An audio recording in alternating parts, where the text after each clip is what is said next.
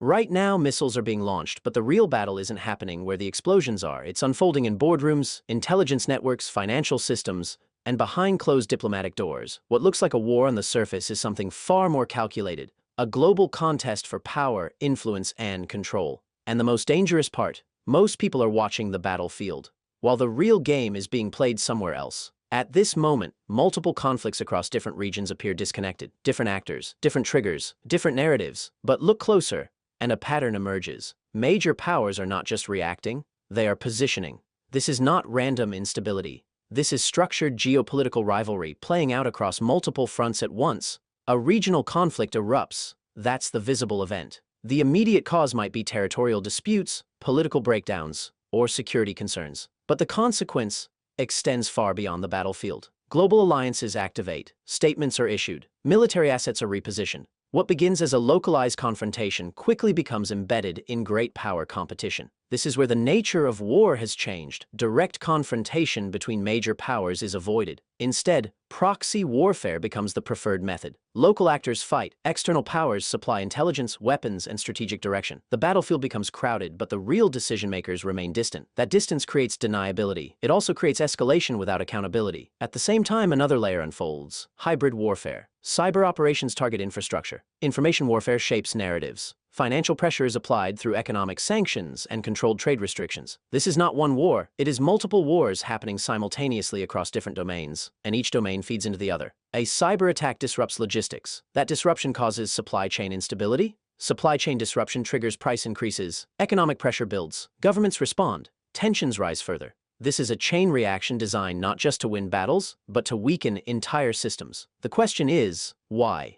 Because this is no longer about territory alone. It's about control over the future structure of the international order. For decades, global stability relied on a dominant framework. Now that framework is being challenged. A multipolar world is emerging, where multiple powers seek influence over regions, resources, and global systems. This transition is not smooth. It is contested. Every conflict you see today is part of that transition. Take strategic corridors, critical routes for trade, energy, and military movement. Control over these corridors means leverage. That leverage translates into power projection. And power projection defines who sets the rules. This is why resource competition is intensifying. Energy politics is no longer just about supply, it is about dependency. If one region controls energy flow, it gains influence over economies far beyond its borders. Now connect that to economic warfare. Sanctions are imposed. A sanctions regime isolates one economy. That economy adapts through sanctions evasion, alternative trade networks, and currency adjustments. In response, opposing powers strengthen financial restrictions. This becomes financial warfare, fought through banks, currencies, and global markets. The immediate result?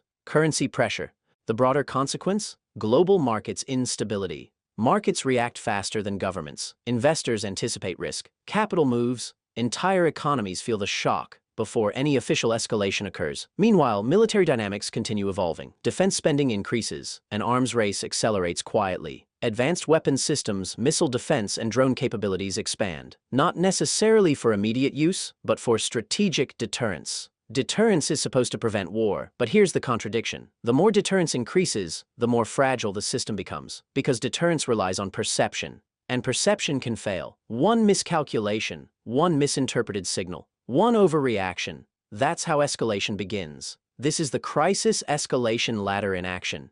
Each move triggers a response. Each response raises stakes. Eventually, control starts slipping. Now add alliances into the equation. Global alliances are not static. They evolve. NATO expansion, regional partnerships, and security agreements reshape the balance of power. When one alliance strengthens, opposing blocs respond. This leads to economic bloc formation, separate systems of trade, finance, and cooperation. The world begins to split, not completely, not yet, but enough to create friction. This fragmentation affects everything, from trade routes to technology standards. Systems that once operated globally now operate in parallel, sometimes in competition. And this is where the military-industrial complex becomes a key player. Prolonged tension drives production. Production drives policy influence. Policy reinforces strategic objectives. The cycle sustains itself. War, in this sense, becomes less about victory and more about positioning. Positioning for what? For long-term dominance in a reshaped global system. Now return to the battlefield. A strike happens. That's the event. The cause may be tactical, targeting infrastructure or neutralizing a threat. But the consequence is strategic. It signals capability, It tests response. It shifts perception.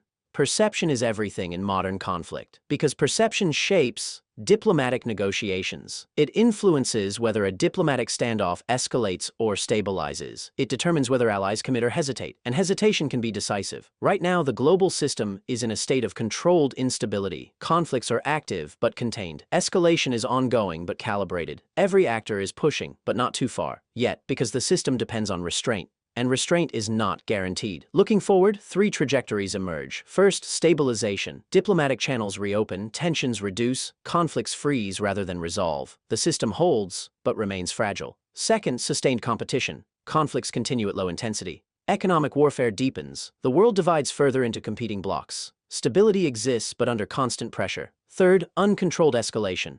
A trigger event breaks the balance. Alliances activate fully. Direct confrontation between major powers becomes possible. At that point, the global system doesn't just strain, it fractures. The risk is not just war, it is systemic breakdown. Because this is no longer a single conflict, it is a network of conflicts, connected by shared interests, overlapping strategies, and competing visions of the future. At the beginning, it looked like isolated wars, separate crises unfolding in different regions. But those were only the visible layers. Underneath, a global power game has been unfolding in real time. Every move calculated, every reaction anticipated, every outcome shaping what comes next. And right now, that game is still being played.